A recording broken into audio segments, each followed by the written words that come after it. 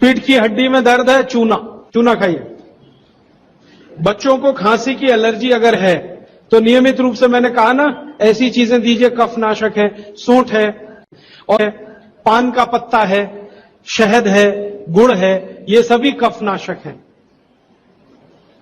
कितनी उम्र के बच्चों को त्रिफला दिया जा सकता है?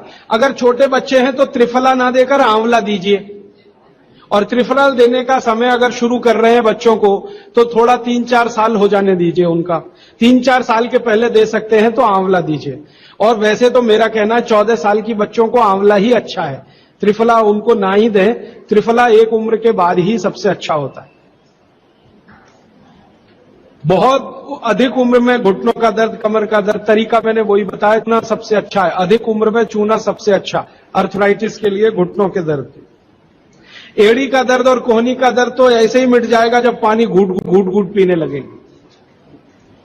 जल्दी भूल जाएं, स्मरण शक्ति कम हो, गाय का घी नाक में डालना सोते समय। नींद जल्दी ना आए तो क्या करना? गाय का डाल के सोना। मेवा खाना चाहिए कि नहीं? सूखा मेवा जरूर खाइए, ड्राई फ्रूट्स आप जरूर खाइए, लेकिन जो ड्राई फ्रूट्स आपके लिए अनुकूल हैं, आप जहां रहते हैं वहां के हिसाब से मैं कह रहा हूं, सबसे अच्छा बादाम आपके अनुकूल है। आपके अनुकूल काजू नहीं है। बादाम बहुत अनुकूल है मद्रास में रहने वालों को, काजू अनुकूल है जम्मू कश्मीर में रहने वाले, तो बादाम भरपूर रखते हैं। और जो दूसरी चीज अनुकूल है, मुनक्का, किशमिश और मुनक्के में थोड़ा अंतर है। बड़ी किशमिश को मुनक्का, तो मुनक्का और किशमिश ये आपके बहुत अनुकूल है। बादाम आपके बहुत अनुकूल है। मखाना 50-50 है। ज्यादा अनुकूल तो बिहार, उत्तर प्रदेश वालों को है, चले तो झारखंड वालों को। आपके लिए 50-50, ना बहुत प्रतिकूल है ना बहुत अनुकूल है, बीच का है। और बाकी जो अखरोट वगैरह हैं ये आपके अनुकूल नहीं।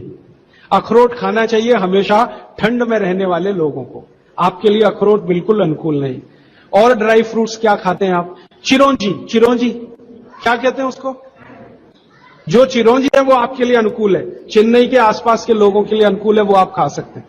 और ड्राई फ्रूट शायद इसके आगे है, हां, केसर अगर आप खाएं, वैसे तो औषधि है, ड्राई फ्रूट नहीं, लेकिन ये 3 महीने के आगे नहीं खा सकते, नवंबर, दिसंबर, जनवरी।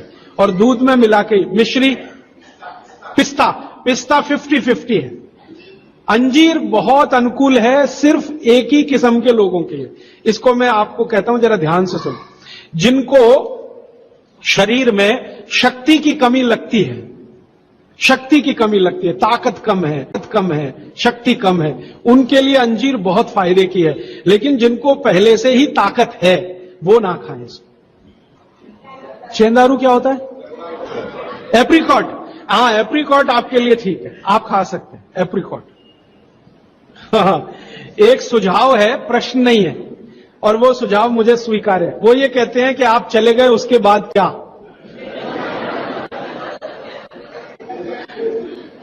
तो उसके बाद ये व्यवस्था या अभियान या ये बातें या ये ज्ञान सतत निरंतर चलता रहे, इसके लिए आपकी मेरी एक छोटी सी कोई एक एडजस्टमेंट हो जाए तो बहुत अच्छा। मैं ये चाहता हूं कि जो कुछ मैंने सीखा वो आप सीख लो।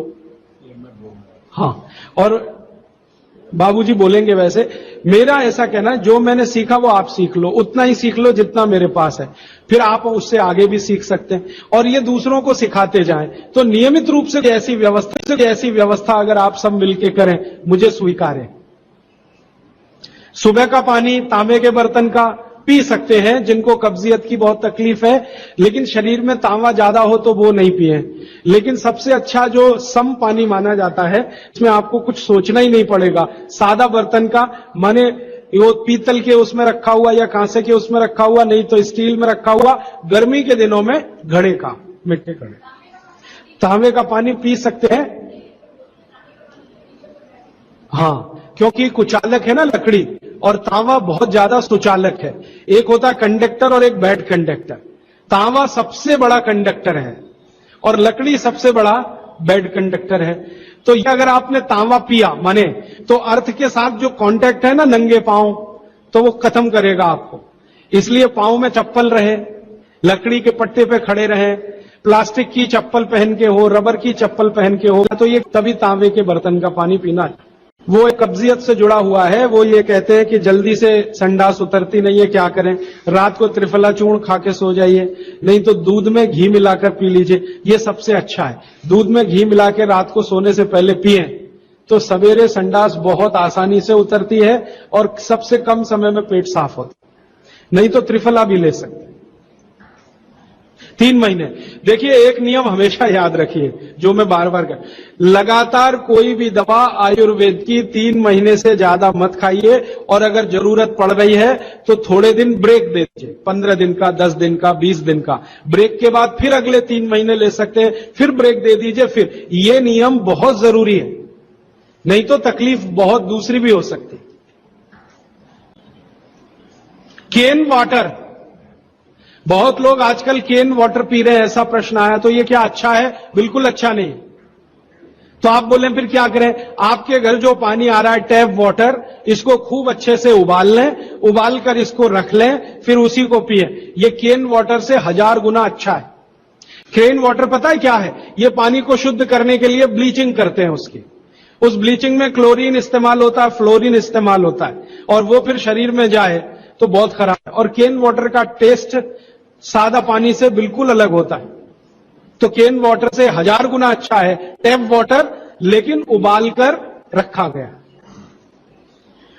हां, एक सवाल आ गया है जो अब तक किसी ने नहीं पूछा, शायद आपको पूछने के लिए मन में तो होगा, लेकिन आपने क्यों नहीं पूछा?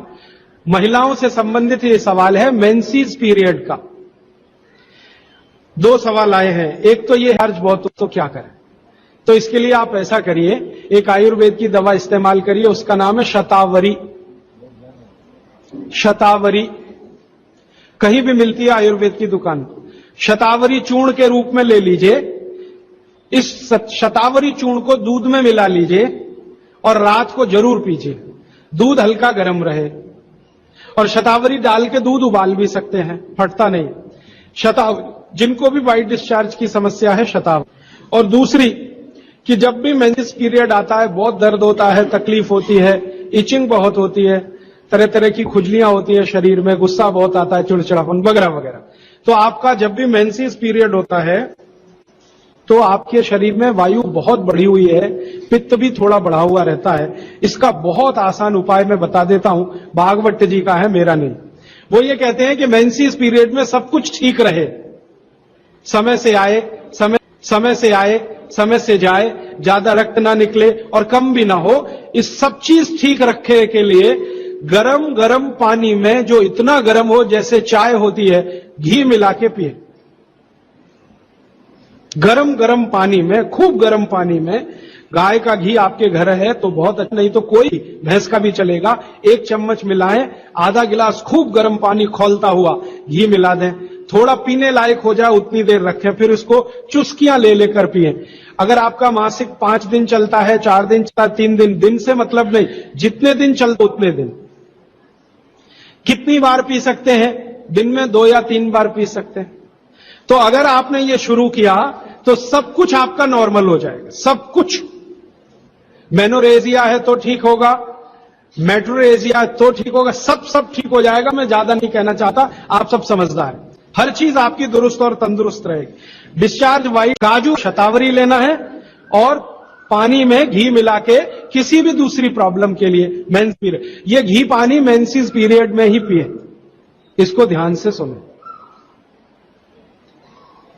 मेवा से वेट बढ़ता है, काजू को छोड़कर किसी भी मेवा से वेट नहीं बढ़ता, काजू ही है जो वजन बढ़ाता है, बाकी कोई भी सूखा मेवा वजन नहीं बढ़ाता।